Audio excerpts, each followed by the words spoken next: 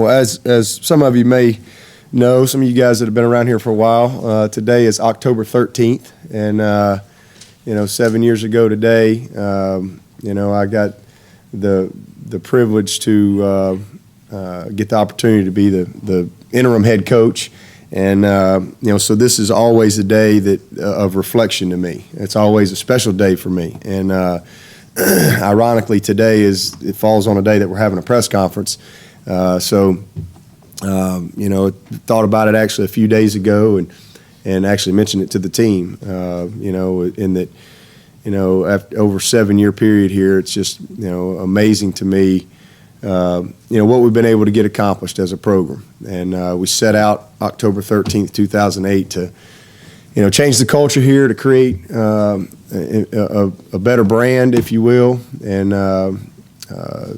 to do things the right way, and I'm so thankful for that group of guys that bought into the message, and for all the players who've come through here, but most importantly to Tommy Bowden and Terry Don Phillips. Forever grateful for those guys for giving me the opportunity to be at Clemson and to have the opportunity to be the head coach here. So a special day for me, and again, just a day of reflection. It's also a little ironic that when I got the job, we were playing Georgia Tech and BC, and now here we are. We're just finishing with Georgia Tech and getting ready to play BC, which was my first ever win, of my career. So, Boston College coming up, always tough. They're a challenge each and every year. Coach Adazio does a great job. His team, I think, reflects and plays with his personality. They really have taken on the personality of the head coach. He's a fighter and a winner, tough, hard-nosed guy, and that's how BC plays. Got a lot of respect for their program. Offensively, they've had some change at quarterback and with some injuries and things, but they really present some challenges. I know they hadn't scored a lot of points.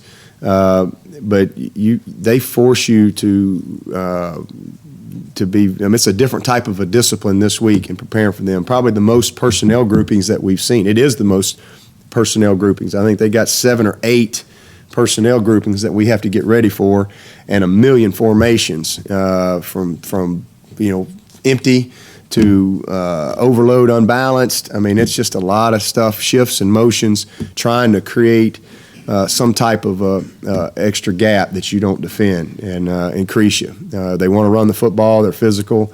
We've got to do a great job defensively in getting lined up and adjusted to all the different things we're going to see. And then defensively, they got 8 starters back, and right now they're the standard in college football. They literally – they're number 1 in the nation in total defense, rush defense, pass defense, first down defense. They're 2nd in the nation in scoring defense and third down defense, and then they're 5th in tackles for loss. So, this is a team that's played Northern Illinois that took Ohio State to the last minute. They've played a really good Duke team, 9-7. They've played Wake. These guys, Florida State, they've only had 1 offensive touchdown scored on them all year. And they've played 6 ball games. Just an impressive group defensively. They know what they're doing. This is definitely the best group we've seen, without question. Schematically, they present some real challenges with some very unique blitz looks that we really haven't seen very much. So big challenge for all of our backs and tight ends and offensive linemen and quarterbacks and our receivers, and being on the same page. And then they get in your face and force the issue. So this is one of those games that you got to make a bunch of competitive plays. You win your matchup or you don't. It's just really that simple. It's not a complicated game against these guys as far as things on the outside and how they play. But we look forward to getting back in the Valley. It's homecoming, and it's always a special time here at Clemson for homecoming.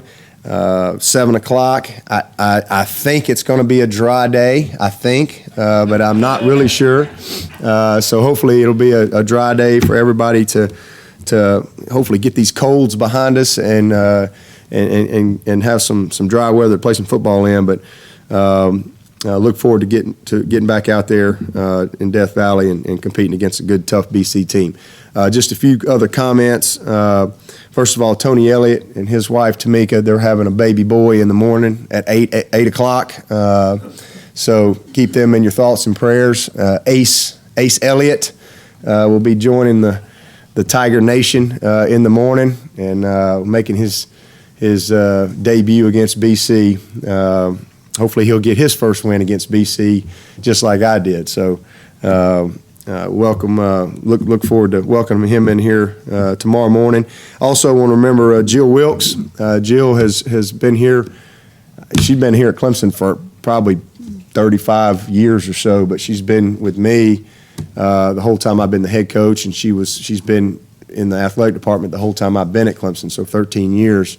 And Jill lost her mom, and we've got her funeral coming up today at 1 o'clock. Miss Maddie May. So just want to remember Jill and her family today, and then obviously Coach Spurrier and his retirement. I had a chance to talk with him this morning, and I really appreciated the opportunity to visit with him. And ironic, that the birth of my head coaching career is the day that he's going to retire. So I guess we're kind of forever linked together in that regard.